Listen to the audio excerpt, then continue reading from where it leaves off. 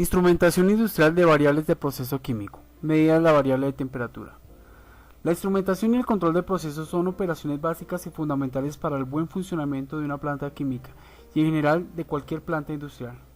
Se puede considerar que la temperatura es la variable más importante a nivel industrial, ya que de su valor dependen muchas de las operaciones que se llevan a cabo en procesos químicos, instalaciones de energía y servicios auxiliares de una planta industrial. Definiciones. Termómetro. Es un instrumento de medición de temperatura. Desde su invención ha evolucionado mucho, principalmente a partir del desarrollo de los termómetros electrónicos digitales. Calor. Está definido como la forma de energía que se transfiere entre los diferentes cuerpos o diferentes zonas de un mismo cuerpo que se encuentran a distintas temperaturas. Temperatura. Es una medida de la agitación que tienen las moléculas o los átomos que constituyen una sustancia. Par termoeléctrico. Es un conjunto de dos conductores metálicos distintos, A y B, unidos por ambos extremos, cuyas uniones se mantienen a temperaturas distintas. Termopar, también llamado termocupla, es un transductor formado por la unión de dos metales distintos que produce una diferencia de potencial muy pequeña, del orden de los milivoltios, que es en función de la diferencia de temperatura entre uno de los extremos denominado punto caliente o unión caliente o de medida y el otro llamado punto frío o unión fría o de referencia. Semiconductor. Es un elemento que se comporta como un conductor o como un aislante dependiendo de diversos factores como por ejemplo el campo eléctrico o magnético, la presión, la radiación que le incide o la temperatura del ambiente en que se encuentre. Conductor eléctrico. Es un material que ofrece poca resistencia al movimiento de carga eléctrica.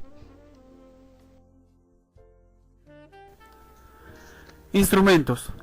El desarrollo de técnicas para la medición de la temperatura ha pasado un largo proceso histórico, ya que es necesario darle un valor numérico a una idea intuitiva como es lo frío o lo caliente. Una de las maneras más simples de determinar la temperatura de un cuerpo es mediante el sentido del tacto, que por medio de la piel podemos percibir pequeños cambios de temperatura, mas sin embargo lo que no podemos lograr determinar con nuestros sentidos es el valor absoluto de la temperatura de estos. Podemos sentir en forma cualitativa si un objeto está frío o caliente en relación con nuestro cuerpo, pero no podemos recordar después de un tiempo es qué tan caliente o frío estaba dicho objeto. Tampoco podemos determinar cuál es la diferencia de temperatura entre estos. Esta sensación depende de la relación que hay entre el calor que se produce en el cuerpo y el que se pierde hacia el entorno. Si es mayor la corporal, la sensación es de calor, y si es mayor la que se pierde, la sensación es de frío. Es por eso que el hombre ha desarrollado aparatos e instrumentos de medición que no se dejan engañar como nuestros sentidos y que a diferencia de estos son capaces de realizar comparaciones objetivas y permiten además controlar y monitorear procesos industriales y químicos que requieren de cierta exactitud. Algunos de estos instrumentos aprovechan la sensibilidad a los cambios de resistencia eléctrica de ciertos materiales y otros su capacidad de dilatación lineal por calentamiento. En el mercado y la industria se dispone de una gran variedad de sensores de temperatura para la realización de estas mediciones, y es aquí donde el ingeniero experto debe decidir cuál de estos sensores debe seleccionar para cada situación en particular.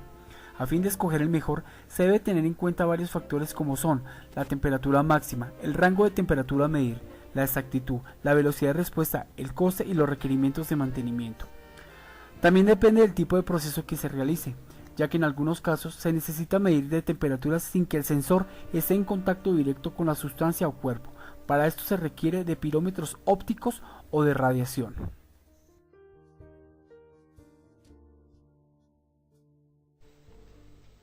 En 1821, el físico alemán Thomas Johann Seebeck descubrió que se producía una fena, una diferencia potencial entre dos puntos en un circuito compuesto por dos metales de distinta naturaleza al momento de someterlas a una determinada temperatura. El conjunto de los dos metales constituye un par termoeléctrico y la fen del circuito se denomina fen de Seebeck. Este fenómeno lo vemos representado en la siguiente animación. En la unión de los dos semiconductores, cobre y hierro en este caso, se aplica una temperatura específica en la unión. Debido a la propiedad de conductividad térmica que posee cada metal, los semiconductores tipo N tendrán cargas negativas y los semiconductores tipo P tendrán carga positiva, como se muestra en la animación.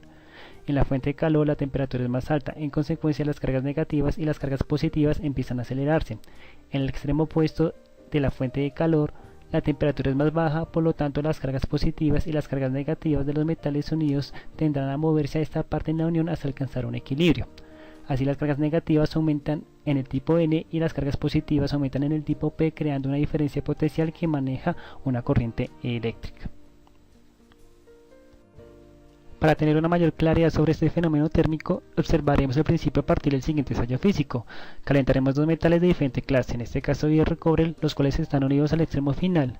Su extremo contrario se conectará a un voltímetro para observar la diferencia potencial que se genera en milivoltios, como se observa en la pantalla.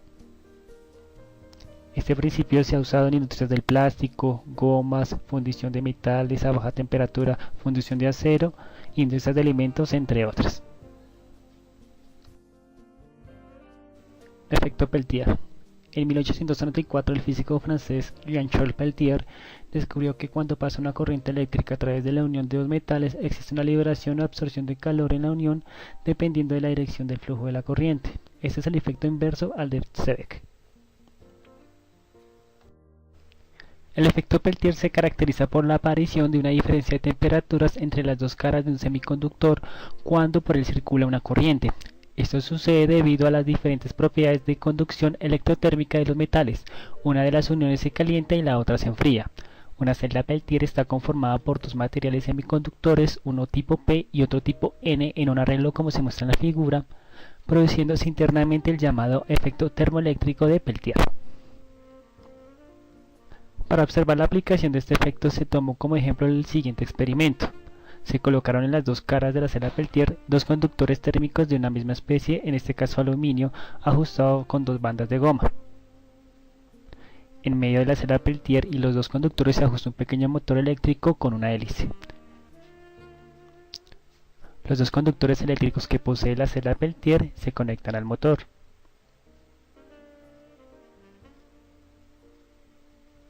Primero se hace la conexión con el polo positivo.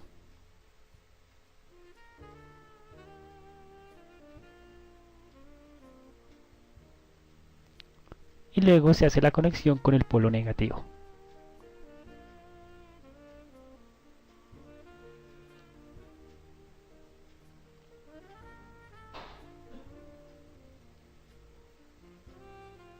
Después de ajustar la celda Peltier con el motor, se llenan dos cubetas, una con agua con hielo y la segunda con agua hirviendo.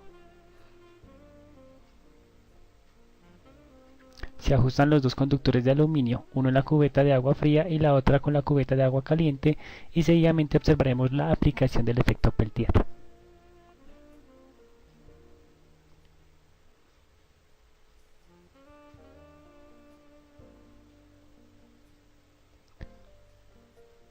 Este principio se ha usado en industrias refrigerantes, deshumidificadores, termoeléctricas, tecnoeléctricas, entre otras.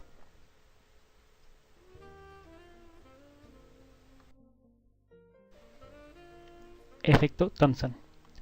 En 1854, William Thomson, físico inglés conocido como Lord Kelvin, descubre en un hilo único, cuyos extremos se mantienen a distinta temperatura, la densidad de electrones varía de un punto a otro. Cada elemento de hilo de temperatura no uniformes es por tanto un origen de Fe. Cuando se mantiene una corriente en un hilo a temperatura uniforme, se libera o se absorbe calor en todos los puntos de hilo, y este efecto Thomson es proporcional a la cantidad de electricidad que atraviesa una parte del hilo y a la diferencia de temperatura entre los extremos de esa parte. A continuación tenemos una descripción más clara sobre este efecto. Un hilo de hierro se somete a una carga eléctrica específica desde el punto A hasta el punto B.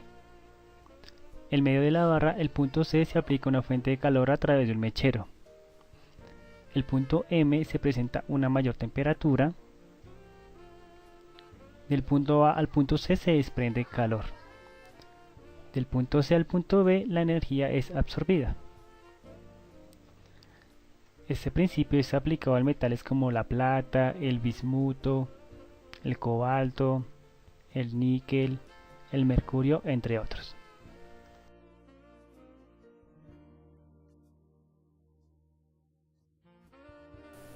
Generalmente, cuando nos enfermamos y existe la duda de que si tenemos o no temperatura alta, recurrimos a comprobarlo con el termómetro.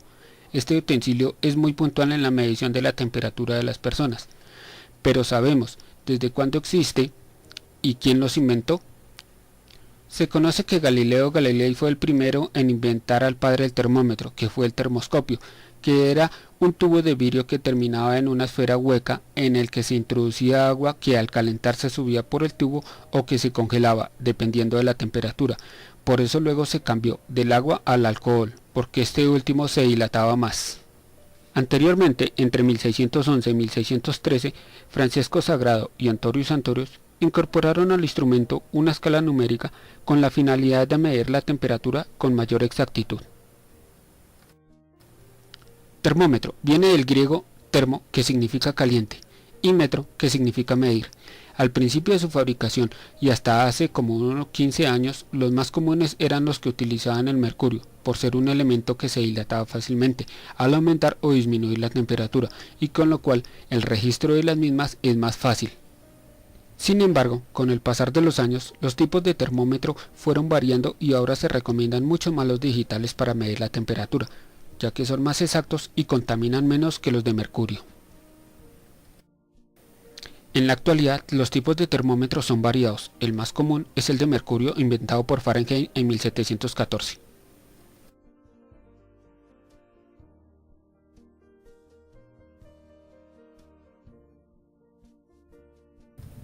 Los termómetros biometálicos se basan en la dilatación de los metales. Están compuestos por dos láminas metálicas cuyos coeficientes de dilatación son distintos.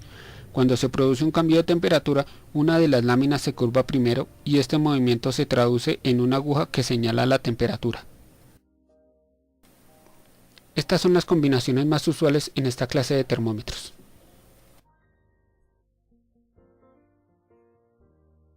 Estos termómetros tienen el sistema de medición llenos de líquido y como su dilatación es proporcional a la temperatura, la escala de medición es uniforme.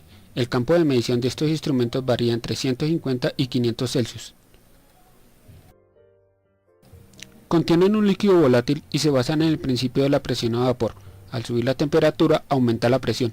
La escala de medición no es uniforme, sino que las distancias entre mediciones van aumentando hacia la parte más alta de la escala. Estos pueden funcionar tanto a volumen como a presión constante. Al aumentar la temperatura, la presión del gas aumenta proporcionalmente. Posee un sistema de medición muy preciso y suelen ser utilizados para ajustar otros termómetros.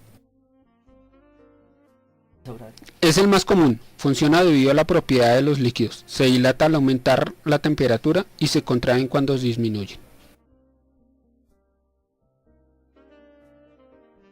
Estos miden la temperatura a partir de la radiación de calor emanada por los objetos sin tener que tocarlos, lo que permite medirlos en movimiento o alejados, así como también sus temperaturas son muy elevadas.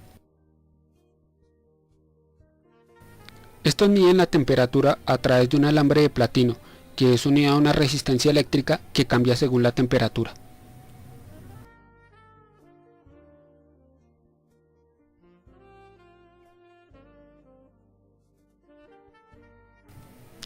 En la conducción, mecanismo de calor de los cuerpos sólidos, las moléculas de las zonas más calientes vibran con mayor energía que la de las zonas más frías.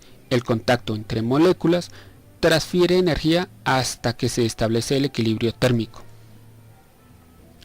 En la convección, transferencia de calor causada por el movimiento de las partículas en un fluido o en un gas, las moléculas de mayor energía se difunden hacia las zonas más frías hasta que la temperatura es uniforme.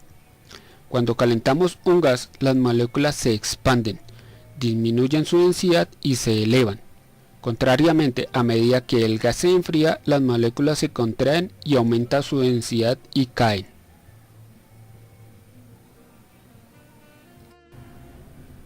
La radiación no requiere que los cuerpos estén en contacto. Los objetos más calientes irradian energía en forma de ondas electromagnéticas, que son absorbidas por cuerpos más fríos, aumentando así su temperatura.